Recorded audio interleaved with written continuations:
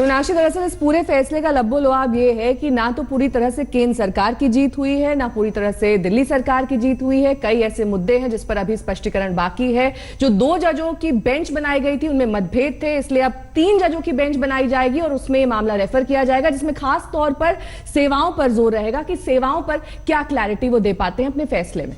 लेकिन ये भी नहीं भूलना होगा कि अब ये चुनावी साल है, दिल्ली के चुनाव भी अगले साल होंगे, 2019 की लड़ाई आगे है।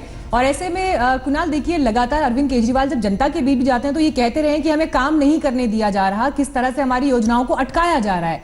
फैसला बेशक कोर्ट का हो, लेकिन ये लड़ाई जनता के दरबार में तो लेकर जाएंगे ही।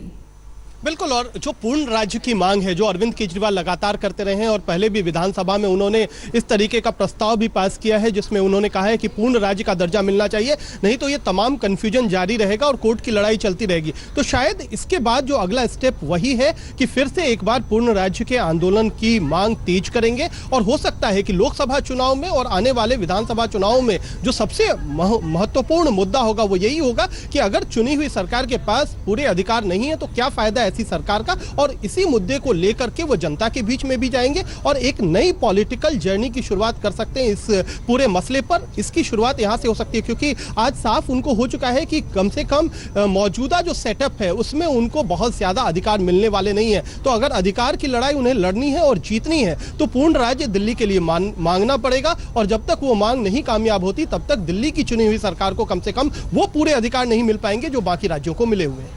संजय का रुख करना चाहेंगे। संजय, आप सुबह से इस खबर पर बने हुए हैं, लगातार जानकारी दे रहे हैं। संजय, एक समय ऐसा था जब हमने ये भी वकील को कहते हुए सुना कि जब वो पूरा कोर्ट ऑर्डर सिरे से पढ़ लेंगे, सारी डिटेल्स में जाएंगे, तब काफी सारी चीजों पर स्पष्टीकरण मिल पाएगा, क्योंकि अभी भी कई जगह ऐसे हैं जहां पर एक हेज है, जहां पर पूरी तरह से चीजें साफ नहीं है।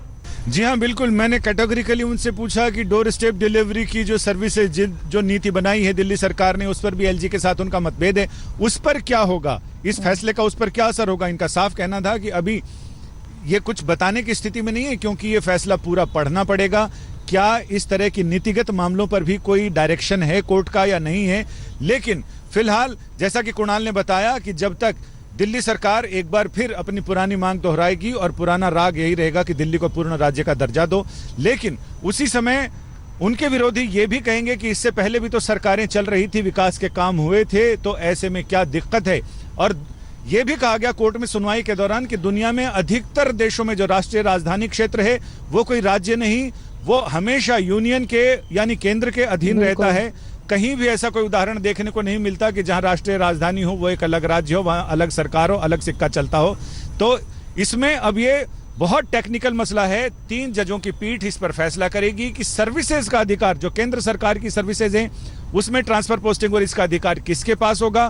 फिलहाल ये तो साफ कर दिया गया है कि अभी की व्यवस्था के मुताबिक जो ग्रेड 1 और 2 की सर्विसेज हैं उनके ट्रांसफर पोस्टिंग का अधिकार पहले की तरह केंद्र का रहेगा। 3 और 4 दास और डाफ्स के जो सर्विसेज हैं उनके ट्रांसफर पोस्टिंग का अधिकार दिल्ली सरकार के पास होगा।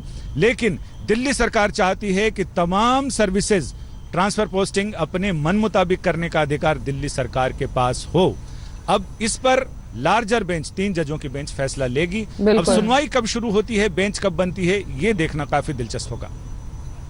तो बिल्कुल आप दोनों हमारे साथ बने रहिए। मीनाक्षी, ये देखना बेहद दिलचस्प होगा कि किस तरह से अरविंद केजरीवाल पर जब भी निशाना साधा जाता है वो यही दलील देते हैं कि पूर्ण राज्य का दर्जा नहीं है, उनके पास अधिकार नहीं है, ऐसे में इसे वो चुनावी मुद्दा जरूर बना। लेटेस्ट खबरों के लिए यूं ही देखते रहिए आज तक, और इस वीडियो के पसंद आने पर लाइक, शेयर एंड सब्सक्राइब करना ना भूलें।